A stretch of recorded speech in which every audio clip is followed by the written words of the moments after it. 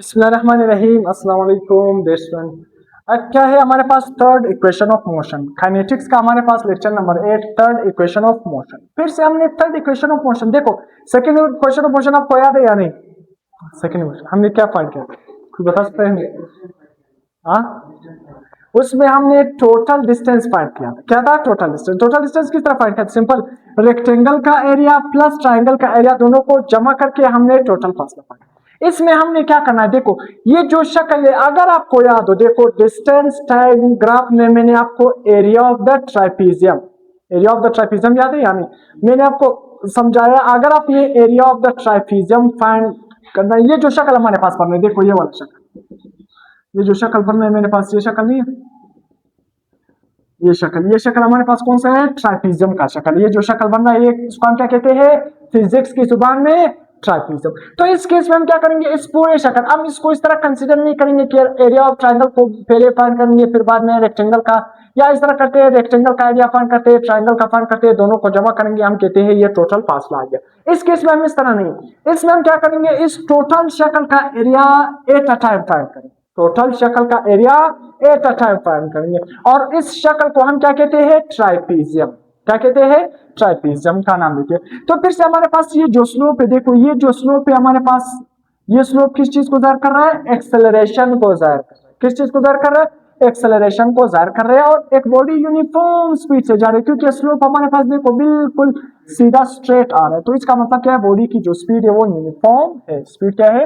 Uniform है। और यहाँ पर जो एक्सेलरेशन है बॉडी का बिल्कुल कांस्टेंट है। अब आते हैं, ये जो टोटल एरिया अगर आपने फाइंड करना है, ये हमारे पास इस पॉइंट पर हमारे पास वेलोसिटी क्या है? VF final velocity. इस पॉइंट पर वेलोसिटी क्या है? इनिशियल।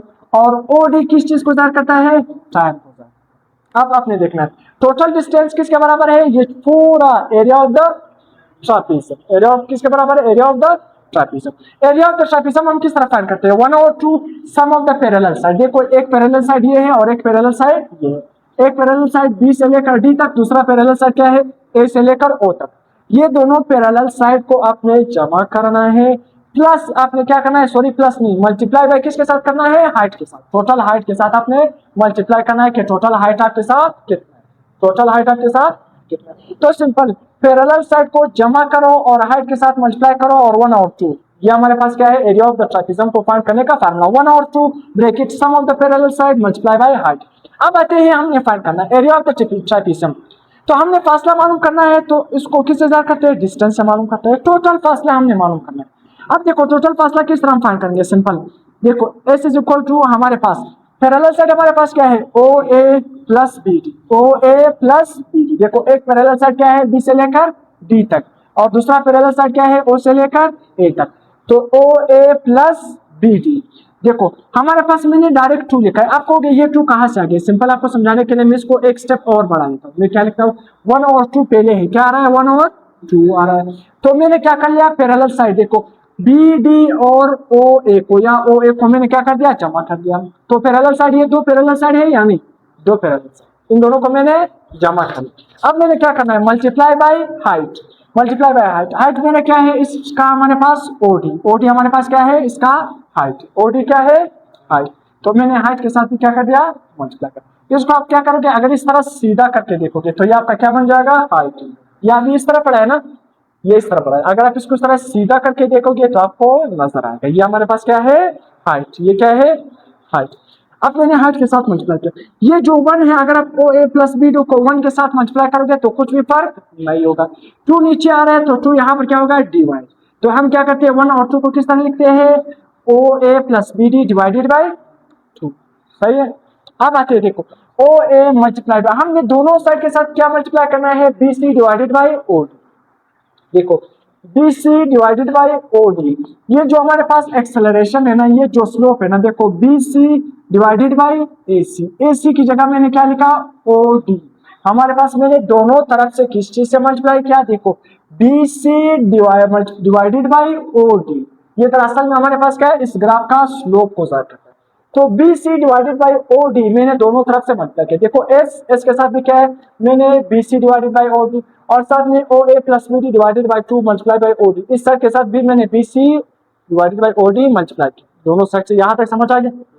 अब मैंने क्या करना है? देखो यहाँ पर ये जो B C divided by O T ये किसके बराबर है? ये दरअसल में हमारे पास एक्सेलरेशन के बराबर है। किस तरह? देखो, अगर अपने इस ग्राफ का स्लोप मालूम करना है तो स्लोप हम किस तरह मालूम करते हैं? किसी भी चीज का स्लोप किस तरह मालूम करते हैं?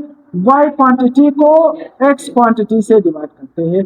तो change in y x quantity divided by change in x quantity, change in y quantity divided by change in x quantity. तो ऊपर y क्वांटिटी लिखते हैं, नीचे x क्वांटिटी, ऊपर y नीचे x। अब देखो, अगर मैंने इस ग्राफ का ये जो स्लोप है ना, अगर मैंने इसका क्या मालूम करना है? स्लोप मालूम करना है, तो मैं बी सी को किस चीज से डिवाइड करूंगा? B C divided by A सी। देखो ए सी किसके बराबर है? ओ डी के बराबर। तो मैं ए सी की जगह क्या लिखूंगा? O D. अब दरअसल में देखो ऊपर क्या आ रहा है? देखो बी सी, ये दरअसल में हमारे पास क्या है? वेलोसिटी आ रहा है, इनिशियल वेलोसिटी और फाइनल वेलोसिटी। तो दरअसल में ये हमारे पास अगर initial velocity divided by final velocity, तो ये किसके बराबर होता है? देखो, slope is equal to B C हमारे पास किसके बराबर? देखो सी क्या है? इनिशियल, और बी हमारे पास क्या है? फाइनल। तो final velocity minus initial velocity divided bye, देखो जो ओ डी है ये किसके बराबर है? टाइम के बराबर। देखो final velocity minus initial velocity divided by time, ये तो हमारे पास एक्सेलरेशन के बराबर है, एक्सेलरेशन के बराबर है। तो देखो जो बी सी और ओ डी है ये हमारे पास किसके बराबर है? B C divided by O D acceleration के बराबर है। किसके बराबर है? एक्सेलरेशन के बराबर है। B C divided by O D किसके बराबर है? एक्सेलरेशन के बराबर। तो मैं यहाँ पर B C divided by O D की जगह एक्सेलरेशन लिख सकता हूँ। अभी मैंने बता दिया एक्सेलरेशन लिख लिया। तो यहाँ पर डिवाइड इस साइड पर आकर मल्टीप्लाई हो जाएगा। क्या हो जाएगा? मल्टीप्लाई हो जाएगा। अब देखो ये हमारे पास ये ओडी क्या हो जाएगा? खत्म, सिर्फ बी सी रह गया। अब देखो बी सी को मैंने क्या लिख लिया? बी डी माइनस सी। अब ये कहां से आ गया? देखो अगर मैंने क्या मालूम करना है? देखो बी सी मालूम करना है। क्या मालूम करना है? बी सी मालूम करना है। तो मैं बी सी किस तरह मालूम करूंगा? अगर मैंने बी सी को मालूम करना है तो मैं क्या करूंगा? देखो सिंपल, बी डी से, देखो बी डी से क्या माइनस करूंगा? सी डी माइनस करूंगा। देखो बी डी से क्या माइनस करूंगा? सी डी माइनस करूंगा। समझ आ रहा है या नहीं? या देखो आसान सही है। देखो हाँ, देखो बी सी से क्या माइनस करूंगा? C D minus. तो जब मैं इस पूरे से सी डी माइनस करूंगा ना, तो हमारे पास ये वाला बी सी का लेंथ हमारे पास क्या आएगा? तो बी सी मेरे पास आएगा। तो बी सी किसके बराबर है? B D minus C D. B D से जब सी डी माइनस करेंगे तो आपके साथ बी सी आ गया। तो बी सी की जगह मैंने क्या लिख लिया?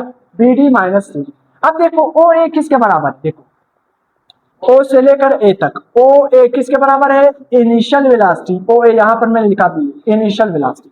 तो ओ ए की जगह वी आई। बी डी किसके बराबर है? देखो बी डी, ये बी डी देखो total final velocity. B D किसके बराबर है? Final velocity. V F multiply, फिर से बी डी आ गया। बी डी किसके बराबर है? Final velocity.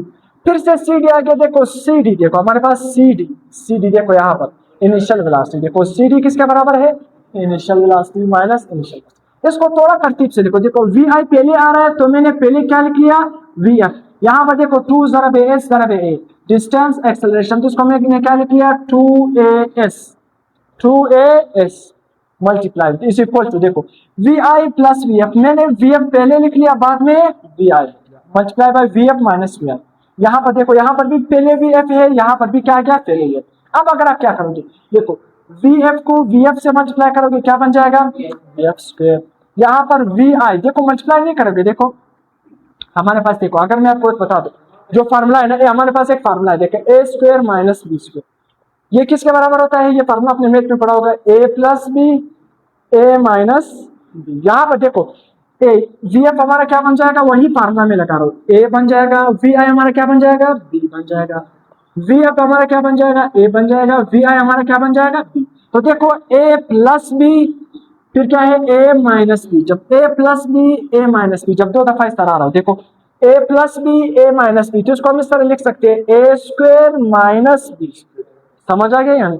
तो ए स्क्वायर माइनस बी स्क्वायर, अगर आपके साथ ए प्लस बी ए माइनस बी, तो इसको हम इस तरह लिखेंगे, ए स्क्वायर माइनस बी स्क्वायर। तो देखो ए स्क्वायर वी एफ का स्क्वायर माइनस बी हमारे पास क्या है? वी आई का स्क्वायर। तो V F square minus V I square. तो 2s is equal to V F square minus V I square. यही हमारे पास थर्ड इक्वेशन ऑफ मोशन है। 2 हमारे पास नंबर है, ए एक्सेलरेशन है, एस का मतलब क्या है? फासला। वी एफ क्या है? फाइनल वेलोसिटी माइनस वी आई क्या है?